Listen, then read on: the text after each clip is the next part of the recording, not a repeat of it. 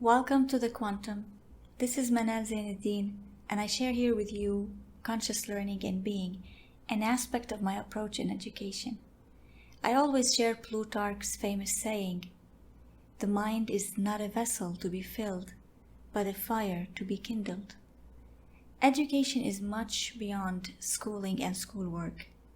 Education is never separate from us, conscious beings. I invite you to check the first videos of this playlist if you are new to this channel to build background of this type of knowledge. Today we will speak about the other side of understanding elements of building blocks, which educational systems do not include in its curricula. And I mean neither schools nor universities, mainly due to its complexity, along with other undisclosed reasons.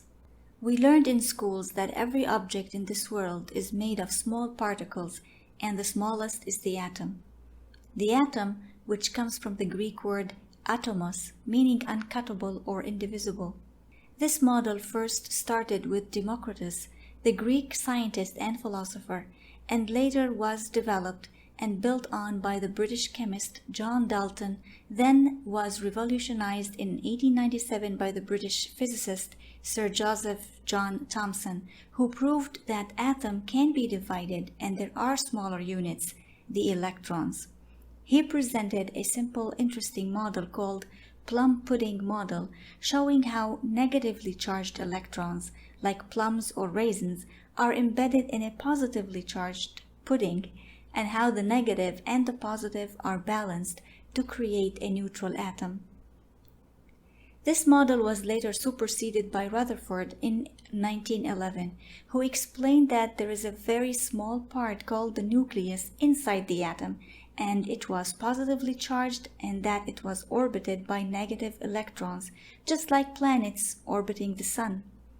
This Rutherford model was also referred to as planetary model of the atom, the nucleus being 10,000 times smaller than the size of the entire atom, with much of the atom being empty. There were even fundamental particles, much smaller, called quarks, and the case rested at that knowledge that the electron and two quarks come together, building up our universe. However, the particle theories were later explained to be inaccurate. These classical forms of physics were later moved to much deeper levels by the Danish physicist Niels Bohr, the Austrian physicist Erwin Schrödinger, the German physicist and philosopher Werner Heisenberg, reaching the American physicist Murray Gell-Mann and the Russian-American George Zweig.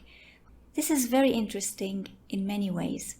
First, there are always deeper inner layers in ourselves and the world around us. Our main issue in living an incomplete life is that we are most of the times only near the surface, stuck at this upper, shallow layer. We live our daily lives worrying about what is called our daily tasks, acting only to the ways we see the world, striving for achievements, and even sabotaging ourselves when we fail.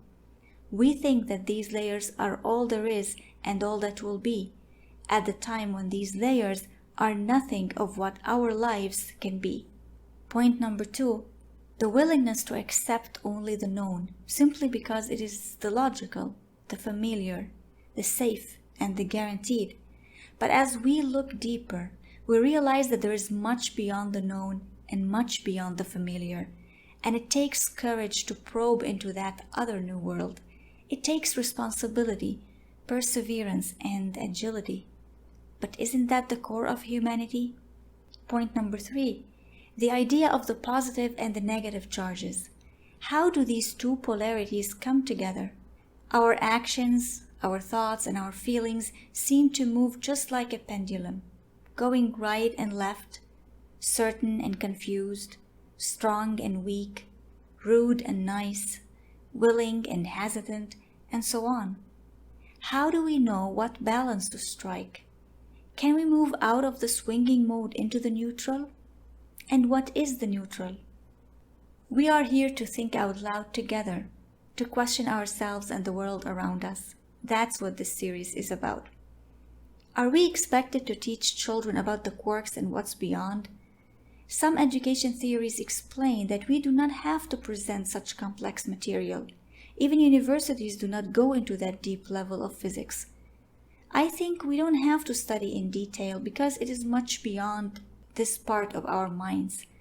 But we do have to teach and learn the right knowledge in simple terms. If we continue to think that our education systems do not offer us what we need in life, and I mean a conscious, sustainable life, then we do have to reconsider everything. Stay tuned for next time, and if you like this series, please like the video and subscribe to the channel so that this knowledge reaches more and more open minds. And as we always end it, knowledge is as vast as the world. Awareness is as vast as the cosmos. And this is what we deserve. We deserve no less because we are more.